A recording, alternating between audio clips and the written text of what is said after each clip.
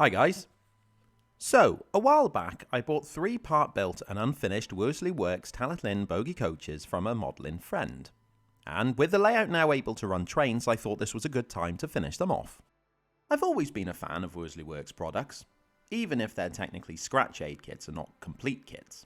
I'm also lucky enough that the previous owner made up some basic interiors, which I don't enjoy doing, so that's a win. And yes, they came pre-primed, but they've been sitting on the shelf gathering dust, so I'll give them a quick once-over to tidy them up. And give them another coat of primer. I'm doing this as tiny areas of the paint have chipped away as these are being moved around.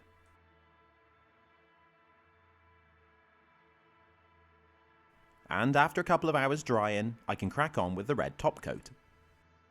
I'll be using my traditional method of painting TR stock, so that's red before brown. Luckily, Humbrol make 220 in a rattle can, so I don't even need to wake the airbrush up for this part. And being enamel, it'll take ages to dry. So instead of sitting here watching paint, well, I thought I'd see to the interiors. One of the coaches, number 19, has a first class compartment with fancy seats, and this was already painted up. But I like things to be in my colours so I can match them with other models down the road, or line. So I'm going to repaint them. Like the blue fabric seats for the first class, the wooden seats for, well, we'll call them peasants, are getting freshened up as well. However, something didn't seem quite right here and I couldn't put my finger on it. Until I did. I haven't checked the real thing yet, but I'm pretty sure this needs to have a seat in this gap, so I'll make one out of plastic card and glue it on. If for some reason I found out that number 19 doesn't have a seat here, I'll either make one for the real coach or remove the one from the model. Probably the latter. This then gets painted to match the others. It'll need 2 or 3 coats until it looks the same colour, but you don't need to see those.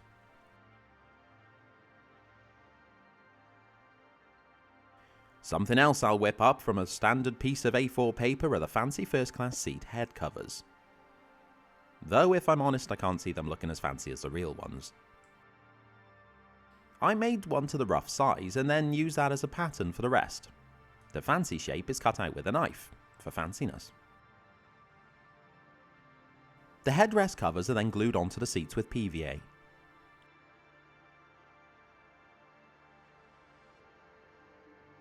I'll use a cocktail stick to fine-tune the position before it dries. One day I hope I'll be fancy enough to travel first class.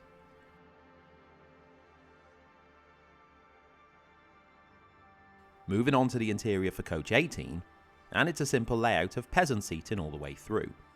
So like before, it'll get a quick freshen up. Fun fact, this may be the only coach on the Talyllyn that I've not actually ridden on. The third interior is coach 22, and this has a guard's compartment at the rear. It's a very basic representation here, but I'm more than happy with that, as you'll never really see it through the tiny windows. The red's dry on the body now, so I'll crack on with masking for the brown. If you see my videos painting up the heritage stock, you'll know that I like to paint the TR coaches in 2 passes. As you can see here, I'm going with the horizontal parts first. The reason I do it this way is because it takes too long masking each separate panel, and I don't have the attention span for that. That being said, I am going to have a go at masking off the window panels. As on previous models, I've painted these in after the brown, and the red never matches the body panels quite right when sprayed on, and that annoys me. That's the 3 masked. Number 19, number 22,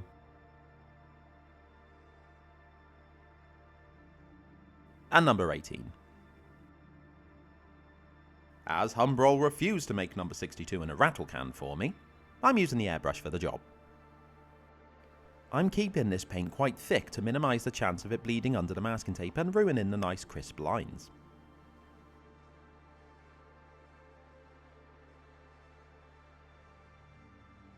I like this part. It's very satisfying. Fwah! After a day of the first pass drying, I'm back masking for the vertical parts.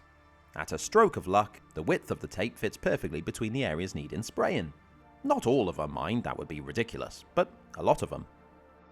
and the parts where the tape is too wide, I just slice it down the middle and cut and shut.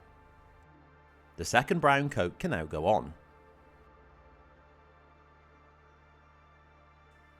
Another part of the model not yet shown are the bogie sets, and whilst these were black, I want them to be in my black, so they match. But to add black onto black, I need to add grey primer to give it something to key to, which seems strange painting black grey to paint black black, but there we go. And whilst I'm getting the black set up in the airbrush cup, I'll tackle another part of the model, the underframes. And as before, yes, they did arrive black, but guess whose black it wasn't? That's right, mine. To paint these up, I need to mask off the tidied up interiors. So I've made a little shell to cover it all up. This is then sprayed black. 2 of the 3 coaches here have got buffer beams attached as part of the chassis, whereas the other has got it on the body shell, but they all need to be black as well. The bogies can get their final black coat. I've jammed them onto a cotton bud, so working through these was like a well-oiled machine.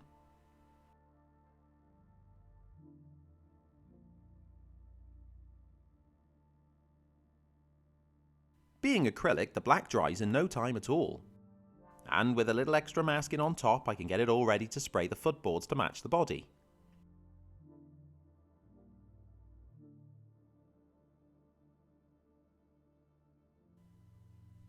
This is one of those jobs that would be so fiddly if you were hand painting them in, as the paint would just look so uneven. This only took one good coat with the airbrush and it looks so uniform and clean.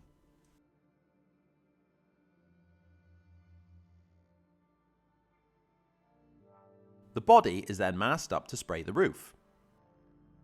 I should pay more attention to the colours of each individual coach roof, as they're all different, but I don't know what colour they are right now, so I'll just spray them all the same. This is grey car primer, which does look light as it goes on, but with weathering it will tone down.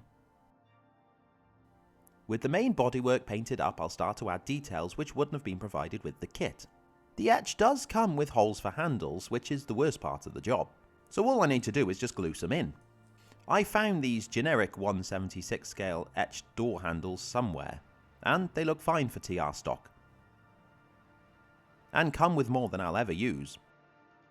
Which is lucky actually, because they fly off everywhere as I cut them free from the etch sheet.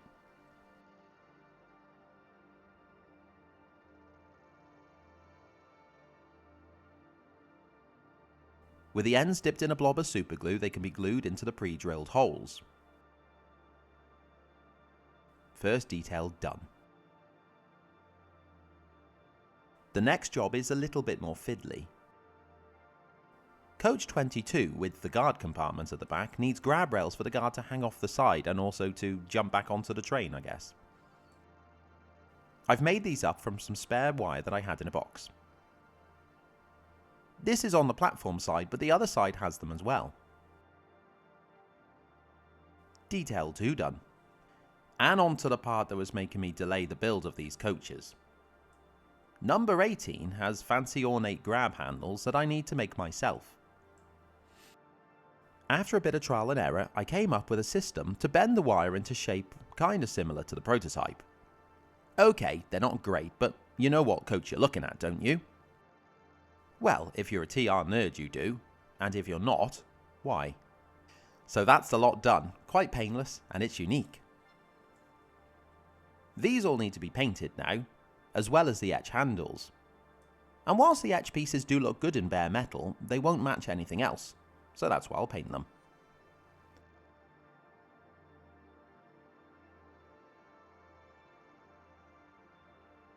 I've painted the black wire brass, and now I need to paint the brass into black.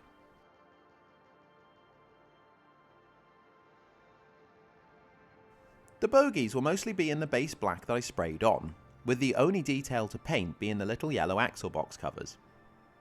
I decided that the stock yellows I had here were too bright, so this has been dulled down with a drop of black and thinned down to make it more subtle on the model. The next step is decals. Decals? Decals. These are from the Endon set, and I've prepped the model with the Humbrol decal fix to try and get a good grip. The model needs their numbers and crests adding, and I'll only show one actually going on because the process is obviously the same for the rest. This is number 18 with the decals added front and back. The other two are similar with only subtle differences. This can all be sealed in with a nice satin varnish to stop the decals getting rubbed off by accident, and bring a uniform finish to all the different types of paints used on the model.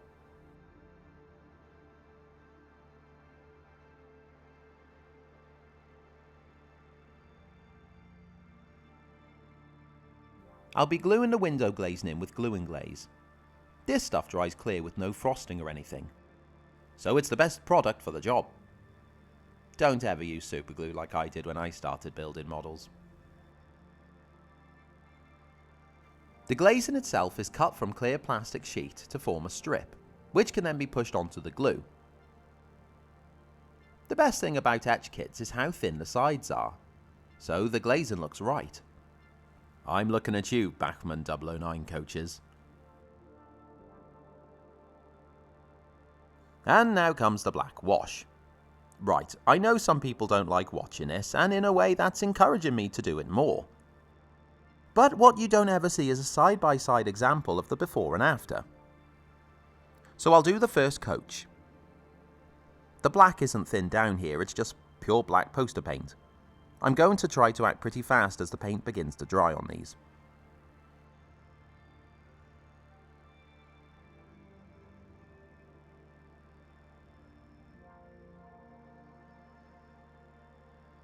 As soon as I've got round the coach, I start applying the water. This will begin to wash off the black, leaving two positive additions to the model. The first is it acts as a general wash with grubby coach ends, and a pin wash around the panels, which adds depth. The second is that it tones down the model, bringing a realism to it that I think is missed without the wash. This process is also very adjustable.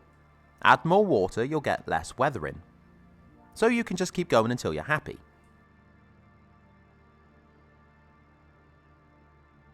Here's my point.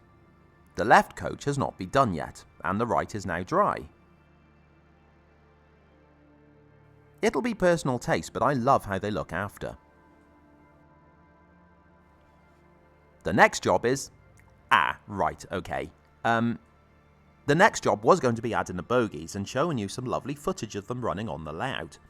But I don't have any bolts or nuts that are the correct size to add them to the coach. So, sorry, that's it. Now go home. You've seen all I can show you, I'm so sorry. Cheers.